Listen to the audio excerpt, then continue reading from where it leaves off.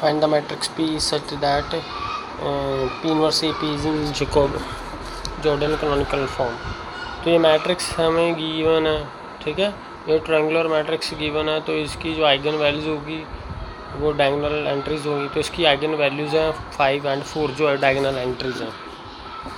अब लैम्डा 5 वो लेके फिर ऐसे एस की वैल्यू आ गई, ऐसे सॉल्व कर लेना है, ठीक है। एस की वैल्यू 3 है, इसकी जॉर्डन कैनोनिकल फॉर्म पहले बनाएंगे जो पिछले मेथड है, उसके बाद आगे हमने पी मैट्रिक्स फाइंड करनी है, तो उसके लिए इसके लिए ऐसे 3 आया तो हमने पी फाइंड करना है, तो हमें क्यू एस यानी कि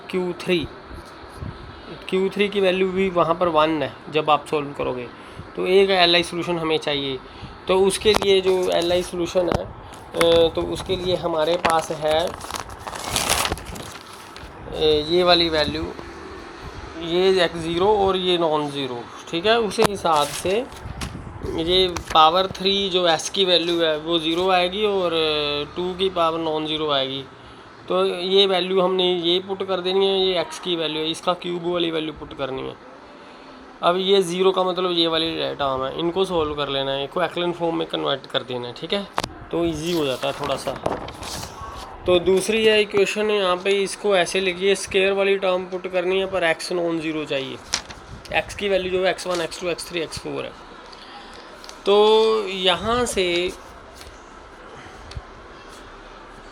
जो लास्ट यहाँ से हमारे पास, क्योंकि सभी के लिए x4 0 आ रहा है, क्योंकि x1 वाली टर्म 0 यानी x2 के साथ जब मल्टीप्लाई करेंगे सिर्फ x4 वाली टर्म बचेगी चारों के साथ, चाहे एक्लन फॉर्म में कन्वर्ट कर दें तो एक ही टर्म बचेगी, तो ये टर्म्स बचेंगी, तो यहाँ से हमें x4 0 आ गया।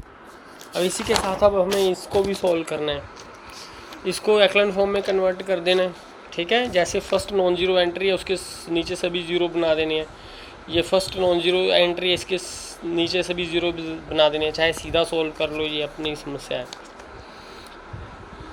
तो अब क्योंकि ये तो हमारे पीछे इक्वेशन में हमने x4 को 0 सॉल्व किया है, पिछले जो पेज में किया है, तो इसका मतलब ये 0 है तो ये नॉन ज़ीरो है, इसका मतलब इसको नॉन ज़ीरो होना पड़ेगा। अगर ये भी 0 हो गया तो ये सारा आंसर 0 बन जाएगा, क्योंकि ये भी 0 है, ये भी 0 है, ये भी 0 है, x3 को नॉन ज़ीरो होना पड़ेगा।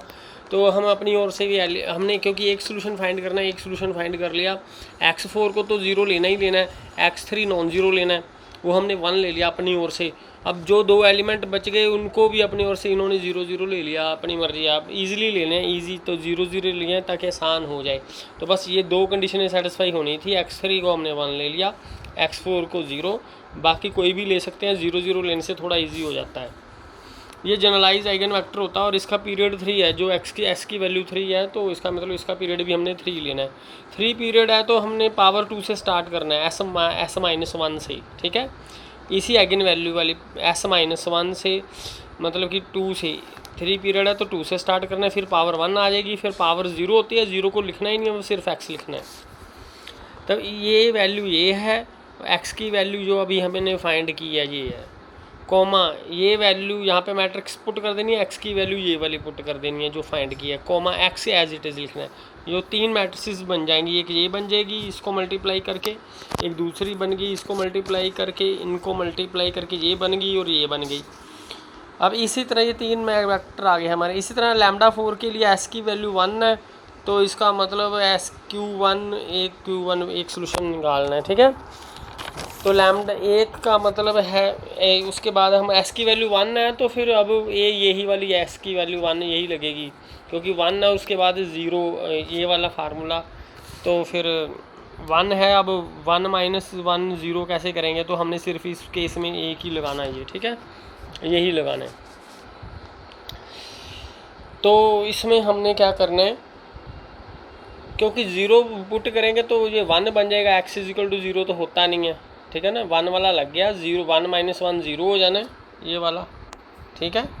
0 की पावर x 1 बन जाएगा, इसकी पावर मतलब 1 बन जाता है, 1 गुना x 0, ऐसा कुछ नहीं होना, वो वाला x 0 तो है नहीं, तो ये केस नहीं बनेगा, तो हमने सिर्फ 1 वाला केस लेना, 1 पावर वाला। ये वैल्यू पुट कर देनी है इसकी, ये वेक्टर ले लेना है। अब सोल्यूशन भी एक ही फाइंड करना है, Q1 की वैल्यू वहाँ पर 1 आती है, ठीक है, जब आप सोल्व करोगे जॉर्डन कैनोनिकल फॉर्म।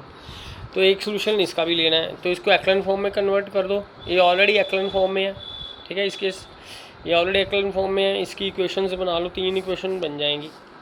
तो इस हिसाब से भी करते हैं कि हमने तो बस इसको सॉल्व ही करना है ना, 4 वेरिएबल है, 3 इक्वेशन, एक वेरिएबल को उस साइड में रखना है। तो एक वेरिएबल हमने x4 मान लिया, तो सभी को ये एक वेरिएबल बचता है ना, तो सभी वेरिएबल्स को उसी एक की वेरिएबल की इन टर्म्स ऑफ लिखते हैं और x4 को x4 ही लिखते हैं।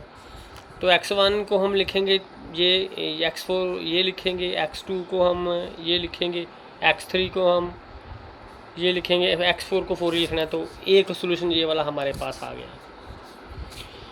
तो p की वैल्यू हम ऐसे फाइंड करते हैं, पहले 3 वेक्टर जो, ठीक है, जो पहले 3 वेक्टर है पहली आइगन वैल्यू के, और जो दूसरी आइगन वैल्यू बच गई उसका ये वेक्टर है। तो p इनवर्स AP को होगी, जो p इनवर्स AP होगी वो जॉर्डन कैनोनिकल फॉर्म होगी, वो हमें फाइंड आउट करनी पड़ेगी पिछले मेथड से, ठीक है। तो ये p मैट्रिक्स हमने फाइंड आउट कर लिया।